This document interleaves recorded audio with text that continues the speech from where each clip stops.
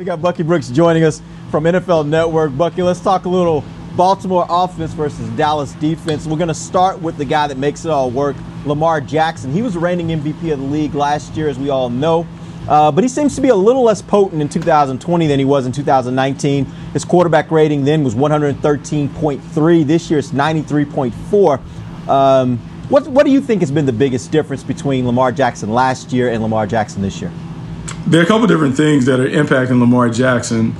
He's been a little off his game. After playing at the MVP level, he certainly hasn't continued to play that way. But I would say it's a combination of the offensive line struggles, similar to the Dallas Cowboys. They've had a lot of moving pieces and moving parts on that offensive line that has impacted the way that they've been able to run the football. And then his play caller, Greg Roman. Greg Roman has kind of changed a little bit of what they do offensively. They've gone away from some of the run-heavy sets. They really created a ton of problems a season ago, and they tried to spread it out and open it up and put more athletes on the field. And what that has done is that has allowed the defense to have a more athletic defense, a faster defense, and they've done a better job of containing them. And then finally, when you look at the way they run their passing game, Lamar Jackson is a guy that doesn't throw the ball really well outside the numbers. For whatever reason, they continue to try and throw the ball outside the numbers and do some things that don't really play to his strengths as a playmaker. Bucky, in today's press conference, McCarthy said something that made me scratch my head. He said something like, you don't want to over-prepare for games. And given the current circumstances, I mean, is there such thing as that? Can you really over-prepare for this game?